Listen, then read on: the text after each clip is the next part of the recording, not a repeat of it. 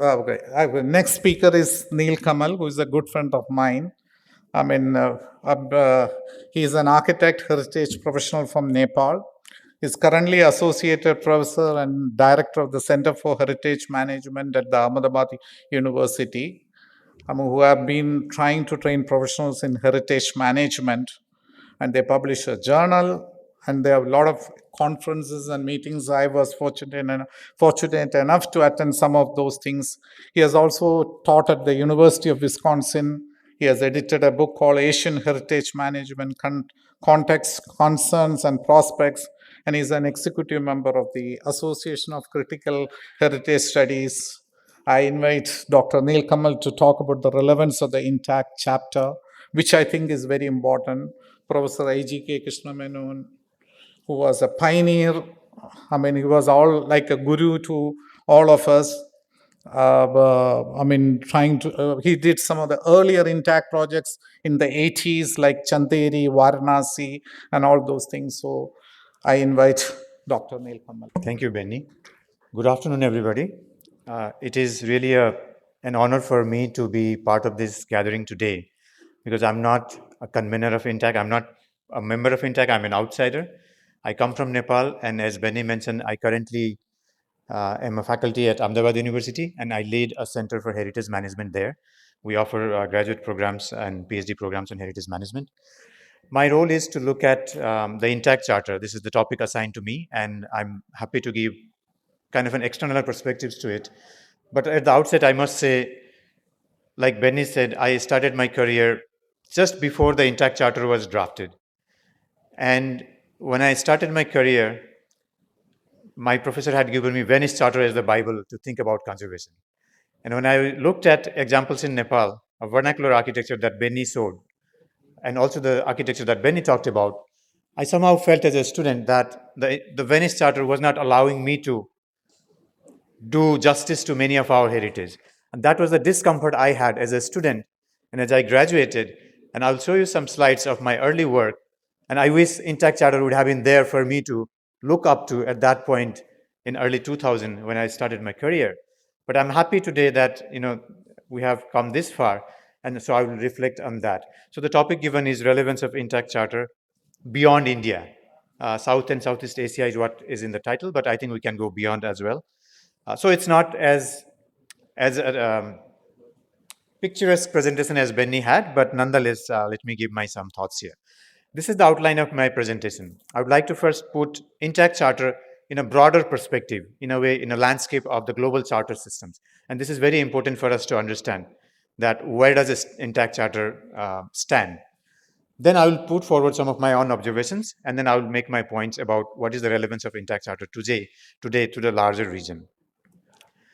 This has been part of my research. I look at heritage discourses in multiple ways, and one of the ways I do is I look at this doctrinal texts, the texts which guide practitioners. And when I look at them, this is the current landscape of the globally recognized heritage charters and conventions and things of that nature. You can already see the majority of them are concentrated in this graphic in the European context. And there are historical reasons for it. I'm not going into detail on that. But this is something we need to keep in mind. This one captures how these charters have evolved over time. From the very first, William Morris, Benny mentioned about William Morris. He started something called Society for Protection of Ancient Buildings in UK. They came up with the society, their own manifesto, which is called SPAB Manifesto. That's the first one, which started capturing what needs to be done with our historic buildings. So 1877, one charter was that. So I start from there and going all the way, UNESCO comes in, ICOMOS comes in, and very late INTACH also comes in. If you look at who writes this charter, who sponsors, in a global scenario, obviously today ICOMOS is at the forefront. Council of Europe and UNESCO. UNESCO is the second, and Council of Europe has been there. And then there are other, organizations in different scales, and INTACH also is one of them that is emerging. But I would like to look at the scenario up until 2003, because in 2004 we have the INTACH Charter. So what is happening until 2003? Again, not much different than what we have today, but one thing clear is there were some things coming out of our region also, but not very strong. And this is where I also did a thematic analysis of the charters until 2000, until the year 2000, which is essentially before the INTACH charter came. And what I would like to point out is, towards the end of this progression, we see that all of a sudden the focus of the charters also starts looking at communities, indigenous people, regional issues. And this is the larger context in which we can position INTACH charter. And to my mind, INTACH charter really brings out a very strong voice in this context. What happens after that? If you look at the new millennium, in the first 10 years, several charters appear. And what you note here is there are very country-specific charters also appearing. An INTACH charter appears in 2004, but also I have highlighted here 2009 Hoi-An Protocols for Waste Conservation Practice in Asia. This is sponsored by UNESCO. I would refer to that later. So in this new millennium, a lot of good work happening. And again, from this region, I think INTACH leads the way. And in the last decade, we see several happening. And some of them on the right-hand side highlighted are what were adopted in India, because ICOMOS, the International Council on Monuments and Sites, its first triennial, it's one of the triennial General Assembly happened in New Delhi. And because of that, the increase of number of charters emerging from India also arises. So this is the landscape today. And to connect it to the INTACH charter, I would refer to this 2003 October publication of Seminar magazine, which was capturing a seminar that took place in which a lot of speakers that you can see spoke about the need. And this is a really fascinating collection of articles. And again, Benny mentioned A.G.K. Menon, and he has this very seminal article, I would say, The Case for an Indian Charter. And I think that really captures what was going on and what was INTACH doing. My colleague Divya Gupta has also contributed in that. I'll refer to one of his articles also. So what I want to mention is there is a context for which Indian charter, this INTACH charter is emerging as an Indian charter. And Professor Menon very nicely captures it. And I quote him, "Unfortunately, by seeking to pursue ideals developed in other cultural and economic contexts, which primarily means the European context, in the belief that they are universal, conservation policies are trying to put square pegs in round holes," meaning that we are trained, we are mimicking a philosophy that is not grounded in our culture, our nuances, and therefore we miss out on doing right justice to what needs to be done here. And the conservation field was very much victim of that kind of a practicing. In India, Professor Menon also captures it very well. Divya Gupta also captures, starting from ASI, John Marshall's guidelines and all that. Of course, set out with a very good intent, but somehow misses out to capture or address the Indian context, the diversity, the complexities. And therefore, the argument, and I think it happens right from the starting of the foundation of INTACH itself, and particularly through the INTACH's Architectural Heritage Division's projects, this comes out that there are nuances that needs to be addressed in a different way, and that's the context. And I again quote A.G.K. Menon that when he recognizes all this good work happening, he says that each operates within a blinkered worldview, oblivious to the larger context. The resulting absence of synergy between different conservation philosophies only contributes to the continuing attrition of architectural heritage. So what is happening is, it is not to say that everything that existed before was useless, but it is also not to say that whatever we had as an indigenous was the only good thing.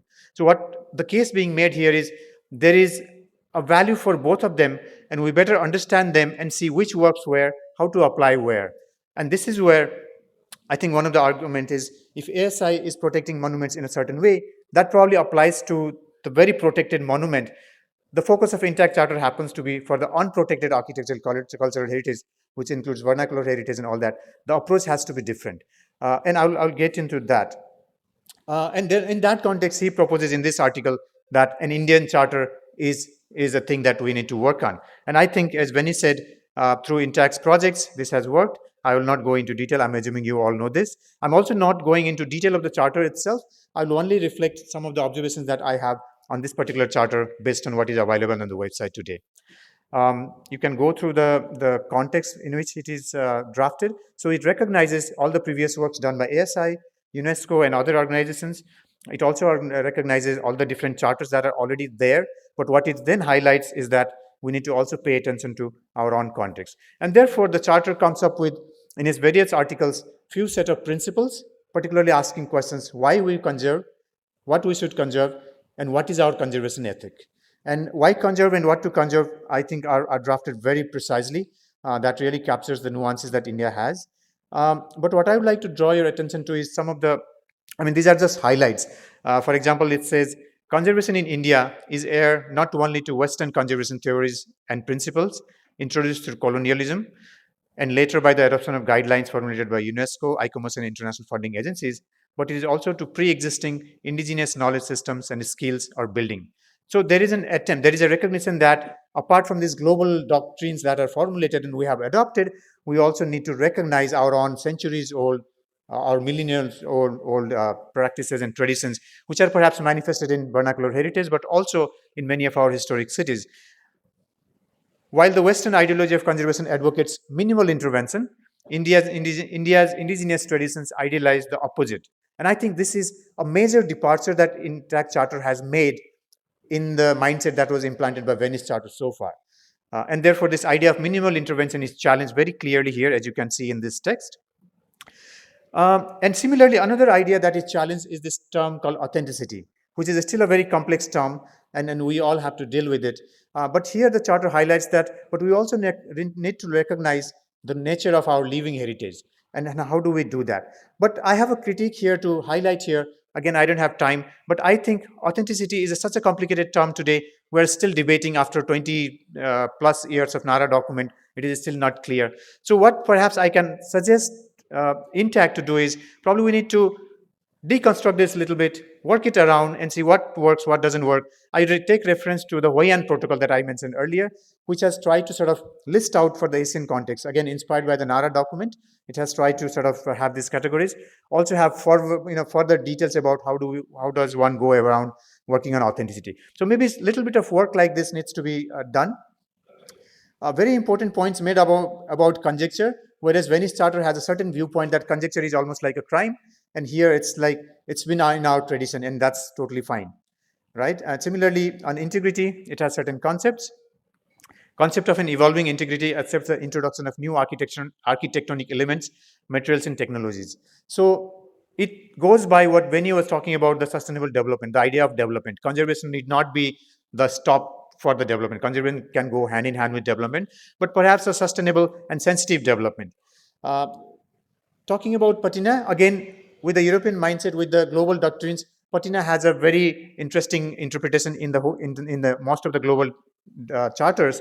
And here it is very clearly said that the patination of historic fabric due to age or natural decay should not compel the preservation of ruin as it exists. In other words, if we need to change things, we should always be allowed to change as long as it sort of respects the tradition, it fits into the context. That's the kind of notion that the charter is arguing, which I think is a very relevant thing for us to think in India. So these are some of other highlights. I will not go into detail. I'm looking at the time here. So charter has a lot of good things as a principle that is there. But what I would like to come is when these principles are, so principles are like philosophical things. These are theories, and this needs to be translated into guidelines. And just like I said, when I started my career, Venice Charter didn't really help me much. But in that sense, how does Intact Charter help if it has all these good principles? This needs to be converted into guidelines, which even a young professional can follow.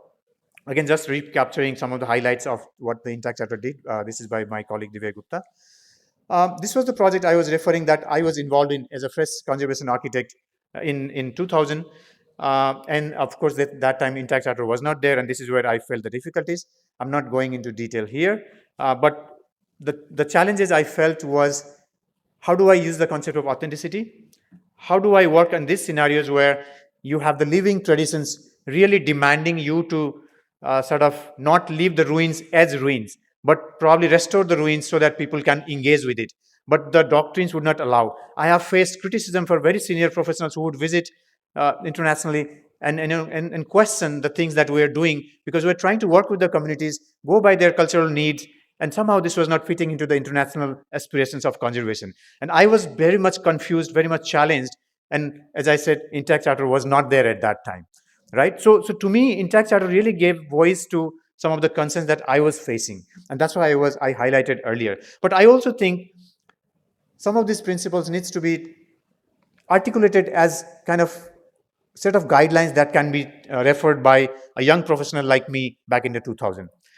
And therefore, when I look at the section of INTACH Charter where it talks about guidelines, I have some observations that probably we need to rethink how do we do. Do we put everything together in a charter document and then either make it incomplete or either make it confusing, or should we separate the principles with the guidelines and probably let the guidelines be more region specific, maybe let it evolve over time? Because to me, charter, the main concept is like a constitution, right? You don't change your constitution often, but what you do is the rules and regulations you can always change and do. So I tend to think this way. So in that sense, I think in this section of the charter where it talks about guidelines, how do you go about listing, how do you go about doing conservation, I think maybe we can improve. And here I would like to refer to this Burra Charter. This is the Australia ICOMOS Charter. It is not a global charter. It is for only Australian practitioners, particularly Australia ICOMOS members. And in this Burra Charter, this could be a very good reference because Burra Charter first was drafted in 1979, just around the time when the World Heritage System was being operational. And Australian already did this charter in 1979, but what they do is almost every decade they revise this charter. And so I think that's an important process. That charter needs to be a living document. It needs to be constantly examined, questioned, debated, reformulated. It need not be fixed on time. Okay. And the other thing that Burra Charter does nicely is that it has a set of practice notes. So for each big concept, it articulates practice notes. So today there is a 2013 version of Burra Charter, and these practice notes are there. And so I think this is a good reference that probably colleagues at INTACH can think about how to take INTACH Charter forward. Because otherwise, like when I read this section on guidelines, it says priority must be accorded to retaining the continuity of original functions. Now, when you emphasize this, a young professional may get confused because when Benny is restoring a vernacular house, if you stick to the original function, probably there is a limitation, right? So, how does this guideline articulate in a real practice in different situations? I think that perhaps would have been better if it is further articulated and given some steps and guidelines. But sometimes it might also be seen as a contradictory to the original principles that are there. So this is where I sometimes feel, trying to make a balance between the global doctrine and the local doctrine. I think the charter has been vague at times. That's my reading as an outsider. Possible confusion, like for example, in selection criteria in the listing, if so much emphasis is given to the historic things, historic significance and all that, what happens to the vernacular cultural significances? How do we capture that? Of course, this is not the intent, I think, because when you read the charter in totality, you should not get it. But if I'm a practitioner, I don't look at the principles so much because it's complicated, and I look at the guidelines, then there is a chance that there might be a confusion here. So I'm just flagging it, and perhaps again, referring to another good practice comes from Hawaiian protocols. What it tries to do is, rather than just saying authenticity for architectural heritage, Hawaiian protocols comes up with several categories of different types of sites, from cultural landscapes to archaeological sites, underwater cultural heritage sites, historic urban sites, monuments, buildings. So this is an approach where if we also maybe in terms of scale, or maybe in terms of timeline, or maybe in terms of style, maybe in terms of material, if we segregate them and say, okay, this is how authenticity needs to be dealt with this in these categories, or this is how you assess significance. If something like that is probably prepared further, I think our conservation practice would be much more to the point. And there are other good points as well. I'm not going into detail here, but in a nutshell, I'm a big fan of INTACH Charter. It's really captured a lot of things, but there are a few things where if we think about it, and the opportunity for us is the Architectural Heritage Division. I was looking at the posters here. So much wonderful work already been done. And I think there is enough lessons to be learned, enough reflections to be done. Some of the projects I know have employed INTACH Charter very consciously, and many of the projects perhaps didn't even think about INTACH Charter when they were implemented. Can we not go back and now reflect how far these ideals are relevant? And I think this is the very good opportunity to do that. So some of my reflections, to summarize, some of my reflections is INTACH Charter has given a voice to the local practices, not only in India, but to this entire region. And I shared my own experience. I've seen this in Bhutan also when I briefly worked in Bhutan, and I can say it for other countries in the region as well. It has reminded us of regional specificity and broader social role of heritage. It very nicely captures that. that heritage is for a social cause, it's for development, it's not for the sake of conservation.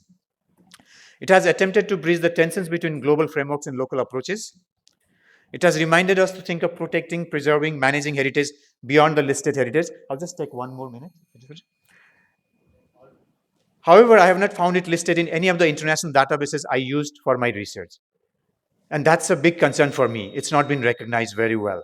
And therefore, that's why I was suggesting that we need to put it into the landscape of the global discourses, because it has that power, it has that significance. We should not let it just be of an Indian charter. It actually has the capacity, the potential to be a global charter, if not a regional charter.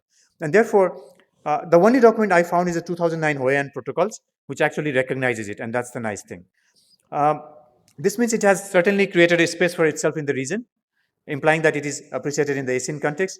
But then I would like to suggest that we need to do some kind of systematic review and see how does it work in the field.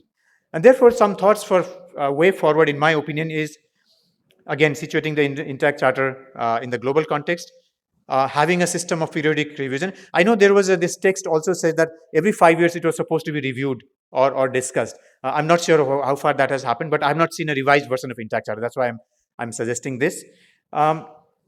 Connecting it to the shared heritage, because India, the kind of context in India is shared by South Asian countries for sure, but also Southeast Asian countries. Earlier speakers in the inaugural session shared that. So I think it has that potential to lead the region, not just the thing in India.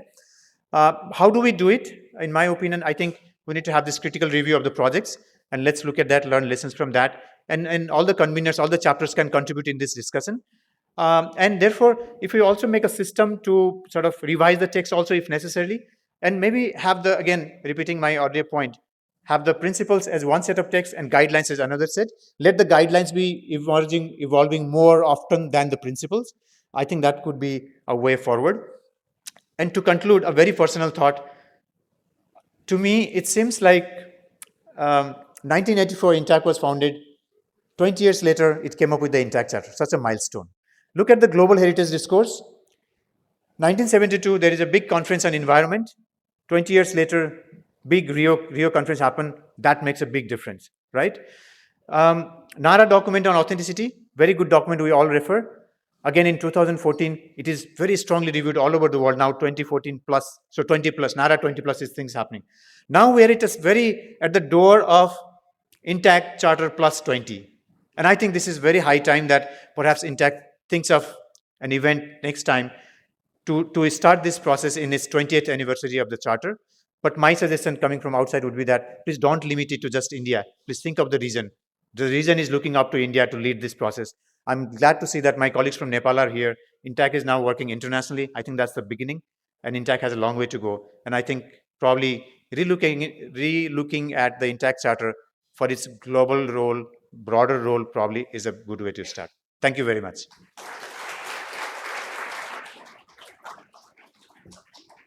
Yeah, thanks, Neel Kamal, for enlightening us on the Indian Charter.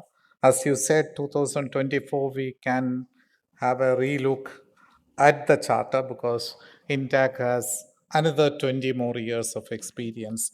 And it's very clear that we cannot blindly follow the Venice Charter or Barra Charter or many of those things. So with this 20 years of practical experience,